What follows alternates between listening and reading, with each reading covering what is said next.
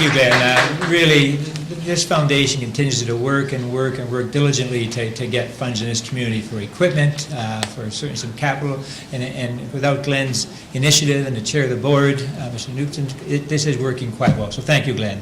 Our next speaker, I don't need to announce. We had some battles in the past, but we certainly are on the same board now, moving forward. And so certainly, he is the former chair of the Thunder Bay Regional Health Science Board of Directors, former chair of the Board of Directors of the Thunder Bay Regional Research Institute, and still a current board of the Research Institute. Please welcome Mr. Keith Jobin.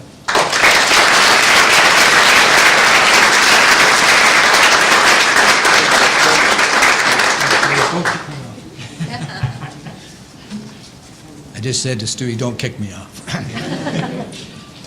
Minister, Bill, Michael, ladies and gentlemen, honored guests. This is indeed a great moment for all of us and for me personally. And what I'd like to do, if you'll give me a few extra minutes than what I've been allotted, is to go back and just go over what it took to get here today and how difficult it was. And I like to refer to it as the 10-year factors, which I don't think it's coincidental. Maybe it was powers above. In any event, I'd like to take you back to 1984, 1994, 2004, and then now 2014. In 1984, the city had 5 hospitals, 3 acute care hospitals, Lakehead Psychiatric, and Hogarth Westmount, which was a long-term chronic hospital. As it is today, it was the same back then. Money was getting short. The ministry was pushing us that things have got to get cut down, and the cost of providing health care had to be reviewed.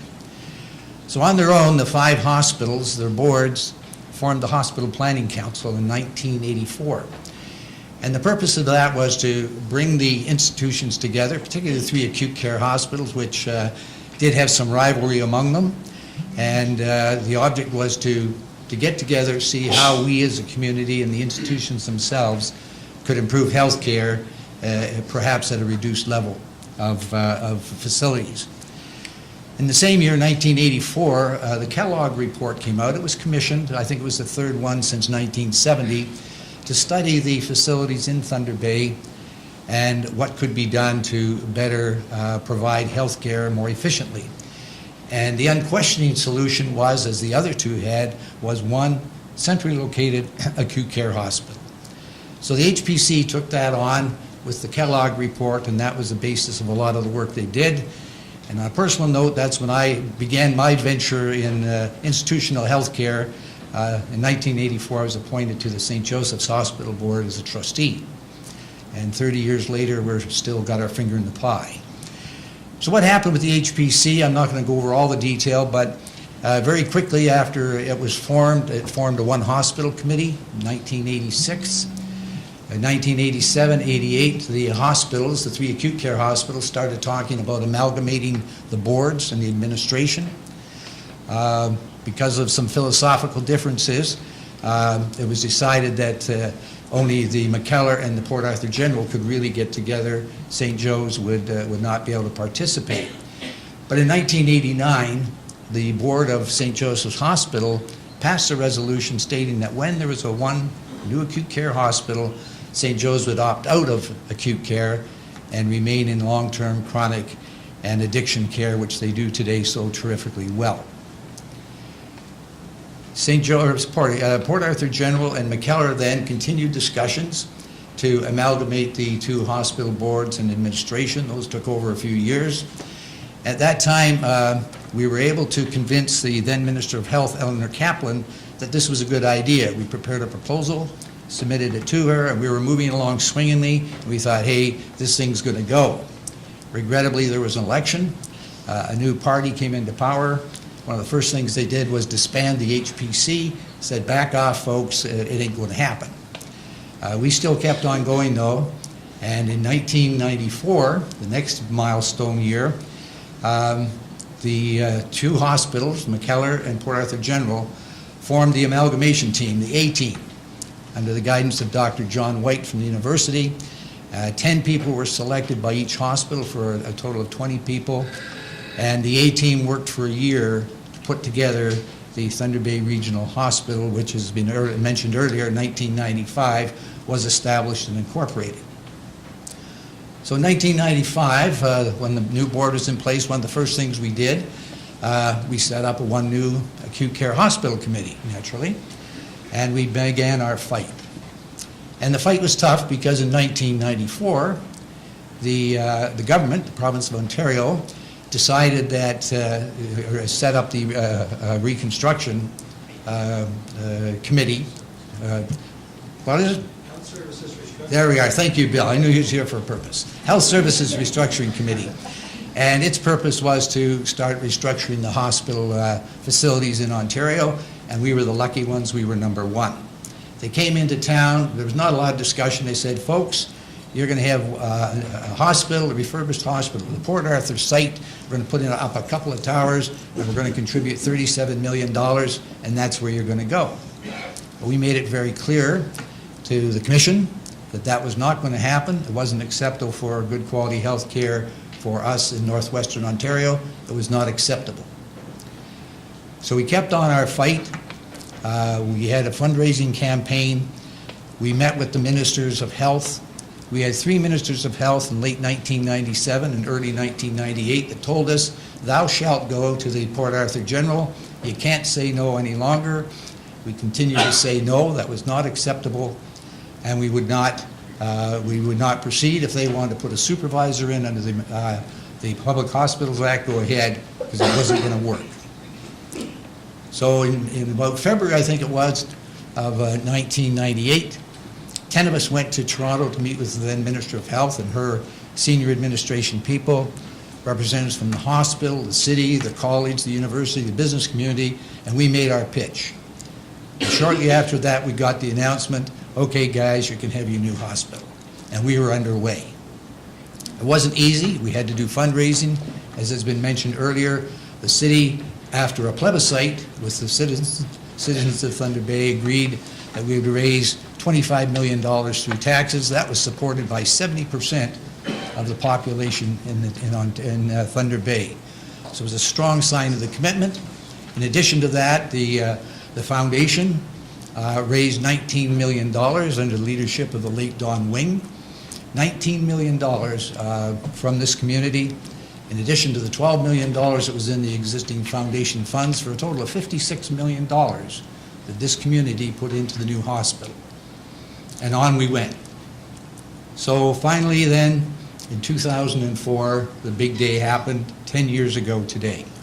And you'll see if you look through the notes today, there's 11 pages of the accomplishments that we have achieved in those 10 years. Now we're at 2014, and where do we go? I think we can go anywhere we want. We have shown, with the dedication of this community, the commitment of the people, our council, our MPs, the province, and the federal government, we can go where we want to go, but always remember, it's going to take hard work. It's not going to come easy. It wasn't easy for the past 30 years, and I don't think it's going to get any easier. However, that's where we're at today, and I thank you for giving me the opportunity to speak on that. Now, I'm going to go to where I should be. So I'd like to first of all call on Dr. Roger Strasser. Roger, and he's going to unveil the plaque for 2006. Roger, as you know, is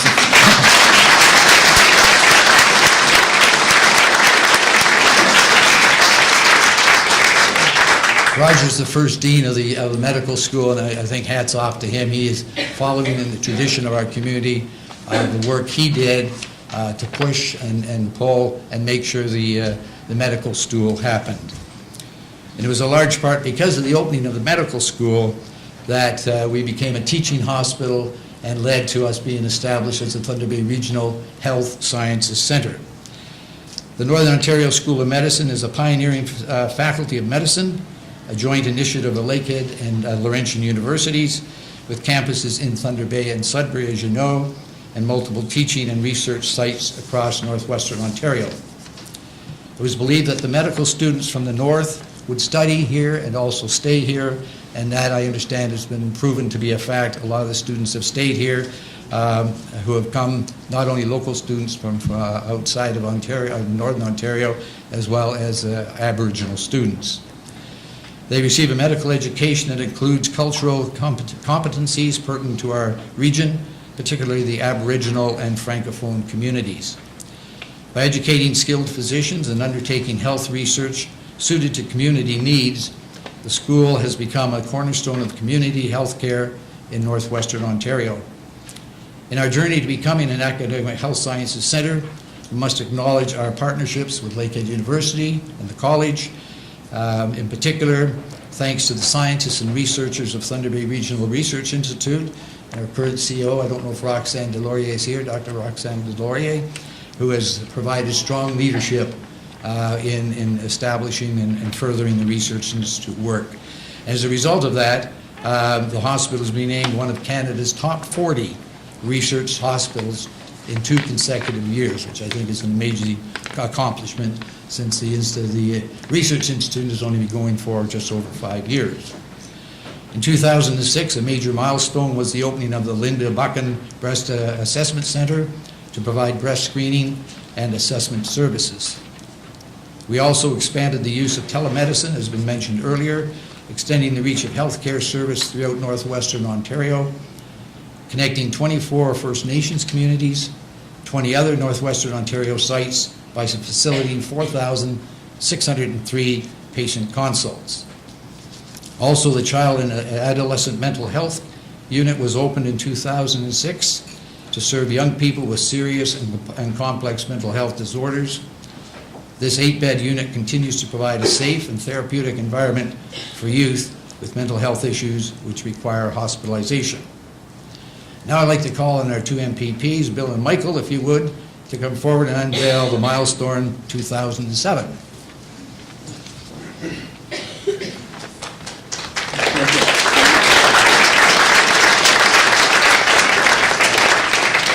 Ready, set, go. All right, well done, well done. An MPP's work is never done. So in 2007, another major advancement, the angioplasty program was introduced, and the first patients received stents at the Health Sciences Centre, thanks to partnership with the University of Ottawa Heart Institute. And although our Health Sciences Centre had long provided many cardiac services in Thunder Bay, Northwestern Ontario patients still had to go to places like London, Toronto, and Ottawa to receive stents for their cardiac care. The milestone paved the way for enhanced physician resources, particularly in the recruitment of interventional cardiologists coming to Thunder Bay. The program, like so many other milestones from our 10-year history, could not have realized its success without the continuous support of our government partners. And once again, Minister, thank you for the contribution today.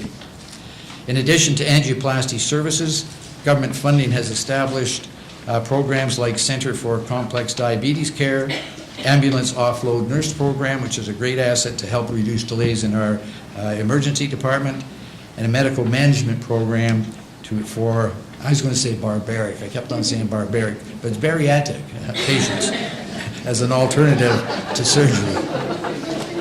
So Michael and Bill, again, thanks. You've been thanked quite a bit, but it's a continuing thanks for your support. And also in 2007, Dr. Hawk performed Thunder Bay's first artificial disc implant surgery. Within hours of the surgery, the patient was able to walk without assistance and had full range of motion in her neck. Our palliative care, eHealth, was first in Ontario, allowing oncologists to respond to cancer symptom and pain management and other psychological issues. And as I mentioned earlier, Thunder Bay Regional Research Institute was established. Actually, it was planned in 2006 by the board of the hospital in its strategic plan. It was put together in 2007, incorporated, and we started business in 2008. And the success of that research institute has just been fantastic. Again, adding to the health sciences aspect of the hospital. So once again, I would like to thank everybody who's participated over the past, actually 30 years now, from 1984, when this thing first started, to today. And again, happy birthday, Thunder Bay Regional Health Sciences Centre.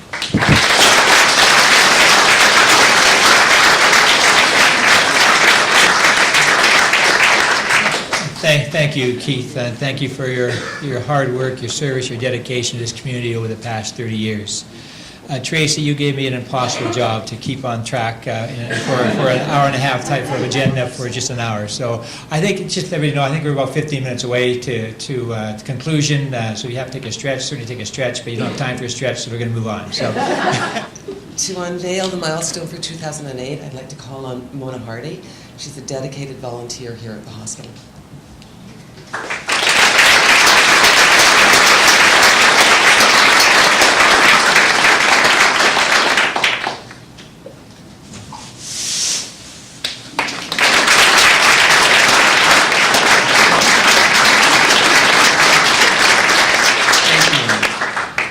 In 2008, the Health Sciences Center's first home hemodialysis patients were trained in the newly constructed space in the medical center, which is the building adjacent to the hospital.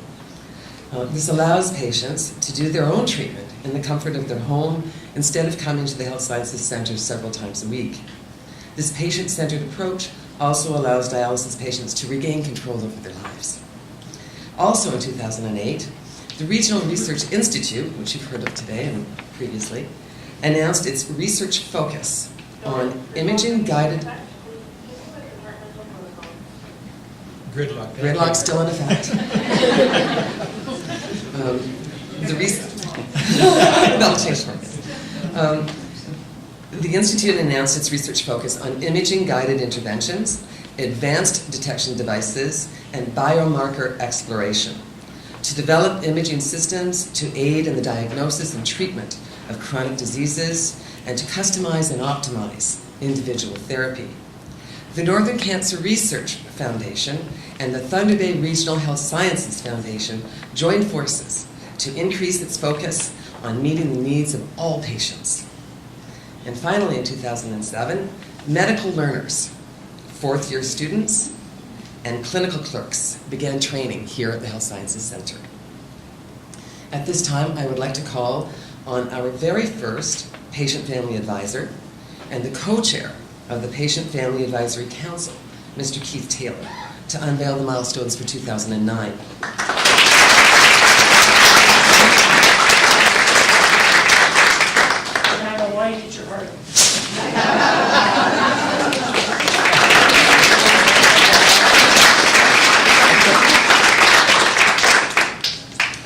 In 2009, the Health Sciences Center formally adopted the patient and family-centered model of care, an initiative spearheaded by Dr. Rhonda Crocker-Ellicott, who can't be with us today.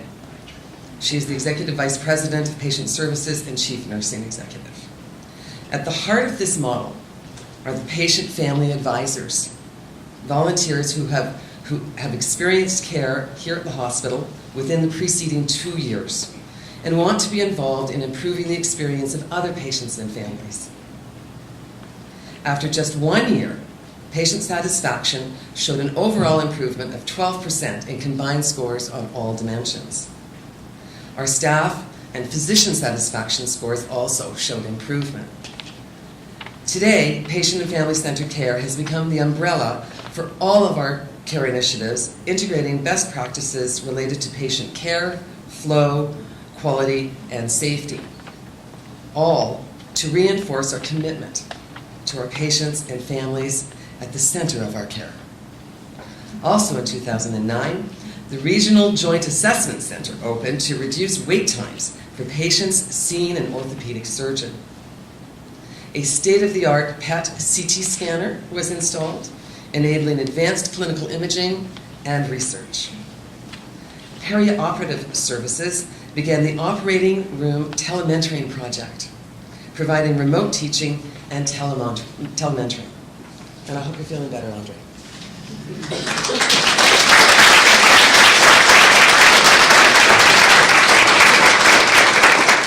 Thank you, Sharon. Our next guest has been involved with this organization for more than 10 years. She was the board chair from 2010 to 2012. Please help me welcome Angelle Brunel.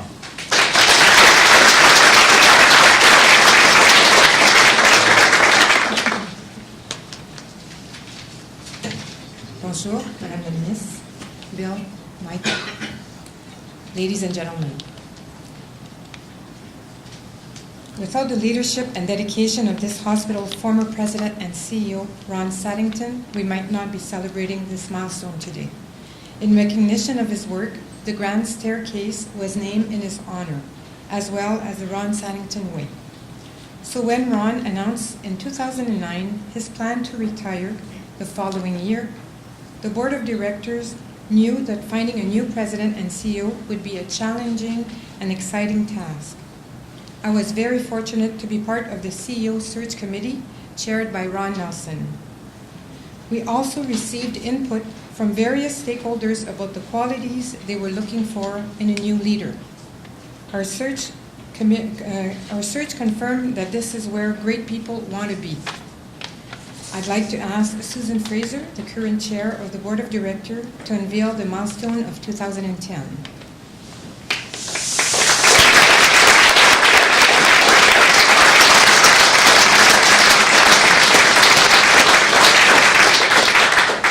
In 2010, the Thunder Bay Regional Health Science Center Board of Directors unanimously endorsed the recommendation of the search committee, and the hospital welcomed André Robichaud as president and CEO.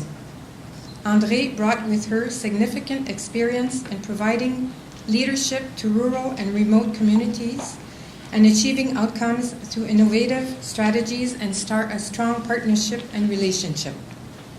Last year, André was welcomed as member at large of the Medical Council of Canada, an organization responsible for administrating a uniform system and standards for physician assessment and practice for all of Canada. We are extremely proud of this significant appointment. It is a testament to André's high caliber leadership and the commitment to excellence in patient care that we have come to expect at Thunder Bay Regional Health Science Center. Also in 2010, tours in the pediatric operating room began for young patients, an initiative inspired by input from a patient and family advisor to relieve the fears of young surgical patients and their parents. Also, Thunder Bay Regional and Sunnybrook Health Science Center opened an MRI-guided, focused ultrasound surgery center, the only dual-site focused ultrasound surgery center in the world. The Regional Bariatric Care Center opened for the care of obese and morbidly obese patients. Could Shirley Dunk please unveil the milestone of 2011?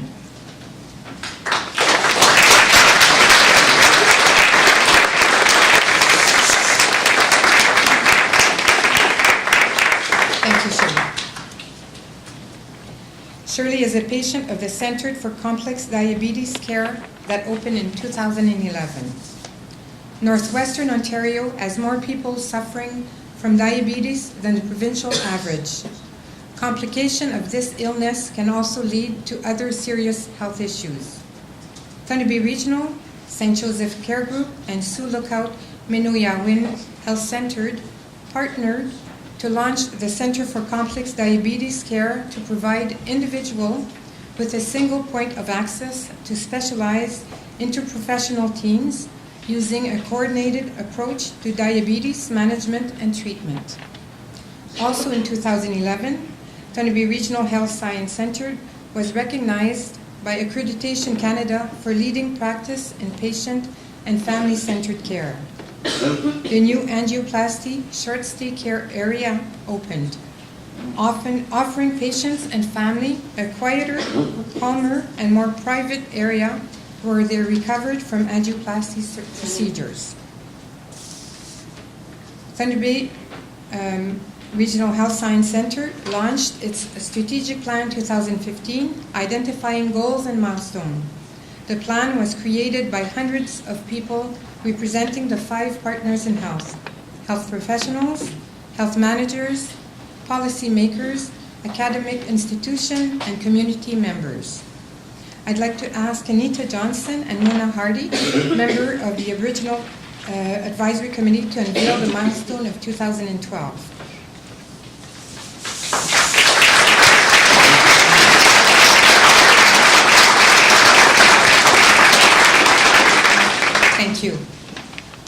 In 2012, Thunderbee Regional strengthened its commitment to Aboriginal health, one of the 4 strategic directions identified in the strategic plan. The Aboriginal Advisory Committee grew to 25 members. When our current strategic plan was being developed, we recognized that Aboriginal health needed to be a priority. The Advisory Committee helped us to engage with the Aboriginal community on initiatives such as developing culturally appropriate health plans and creating a more welcoming environment. In addition, the hospital introduced new staff positions, each focused on enhancing and supporting experience for the Aboriginal patients and families. This includes an Aboriginal engagement lead and 3 staff positions dedicated to linking patients and families with healthcare providers and facilitating access to care, service, resources, and a culturally appropriate support. As a result, we are better equipped to achieve excellence in Aboriginal health.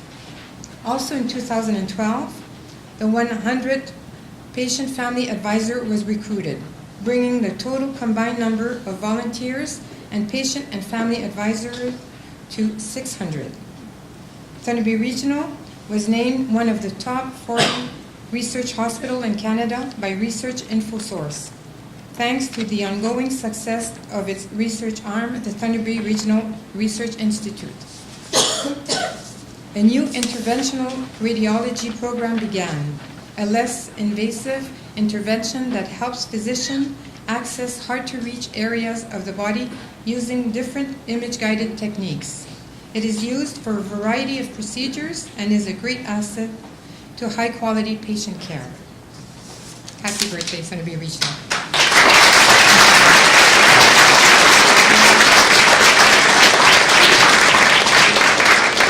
So being chairs of healthcare organizations throughout this province is not an easy task. I mean, as Keith will tell you, Steve will tell you, you got to be dedicated, you got to be focused, you got to be very politically astute. And we have been blessed over the years with fine chairs of this organization. And now I'd like to introduce Susan Fraser, who actually follows the line of those fine chairs we have this organization. She's very dedicated and focused, and thank you, Susan.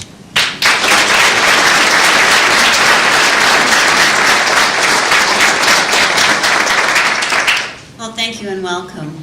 I'd like to ask Mayor Keith Hobbs to unveil the milestone for 2013.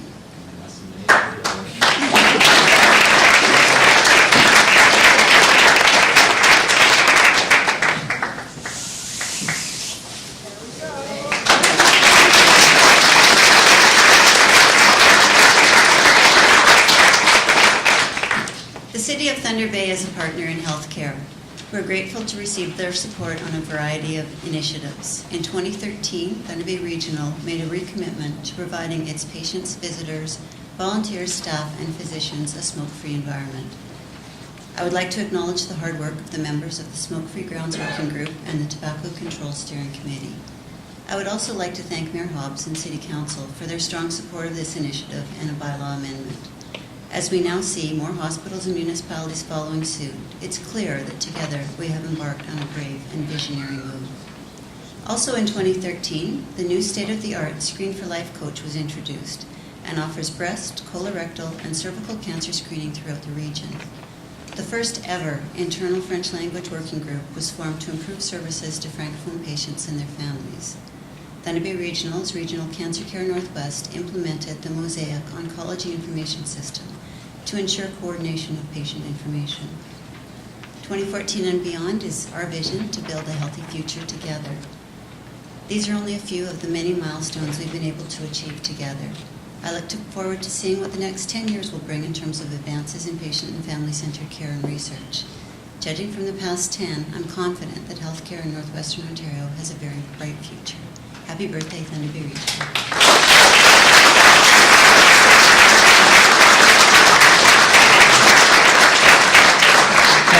Thank you, Susan. Certainly talking about the future. The future is our Thunder Bay Regional Health Science Center and our Research Institute. And to help us along with that, we have joined us today is Mr. Robert Patterson, who's a board director of TBRI, and he's going to talk about the future of TBRI in association with the Thunder Regional Hospital. Robert.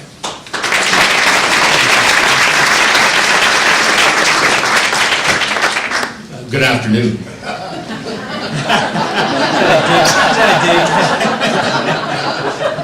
I'm very happy to be here today to stand in Gary Polonsky's, Dr. Gary Polonsky's place. Gary is the chair of the board of the Research Institute, and unfortunately Gary could not be here today. And it seems to me that I have two advantages. I'm last, and Andre's not here to defend herself. I went skiing with Andre last week in Montana, and to Andre I would say, I'd go back.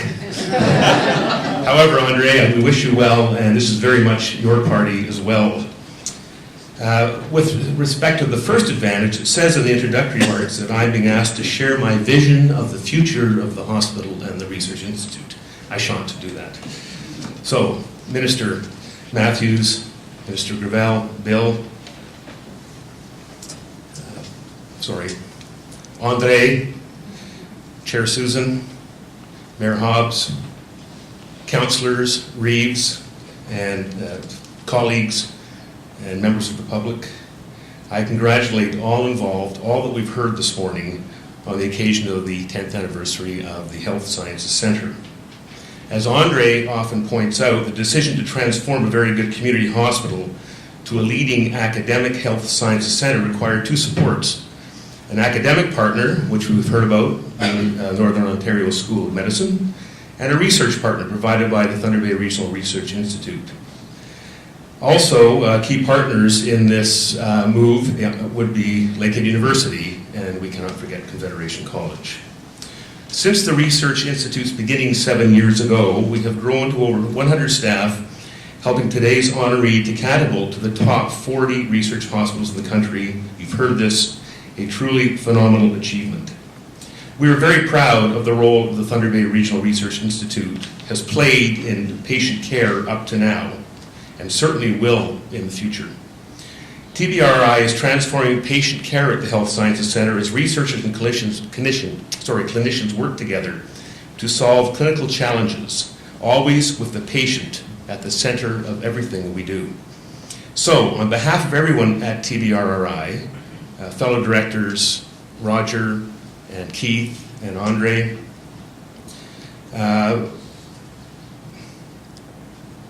Keith and Don are being the founding directors, if you heard, and they also have some streets named after them here, I believe, and unfortunately Don couldn't be here.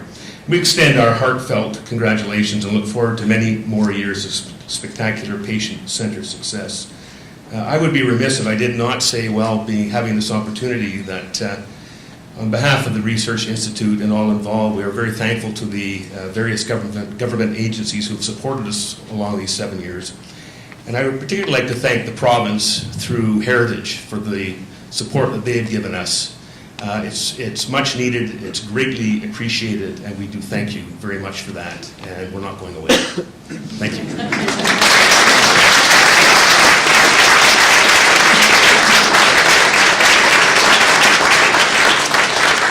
Thanks again, Robert, and thank you for your dedication to the board. We have a whole list of accomplishments to go through. I'm not going to go through them right now because we've heard lots of them already. But I'm just wondering, we need one more type of milestone, and that should be our Vanna White today to actually take down and say our $14 million on the other side. So I think that's moving toward the future. But thank you again, Minister.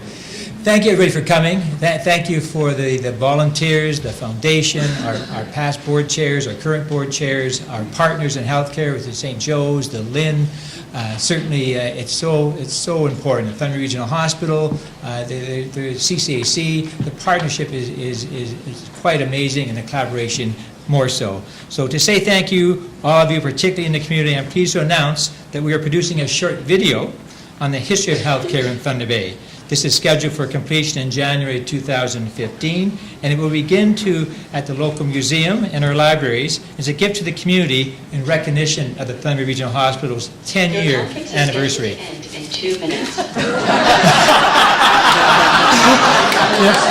I'm going to make that timeline, actually.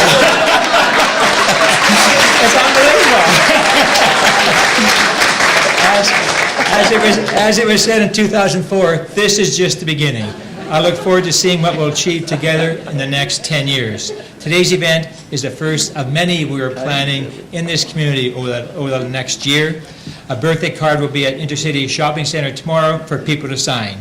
Now we're going to have the cake cutting, and we're going to invite twins, Laura and Julia, to come up and blow out the candles. Laura and Julia, for the candles.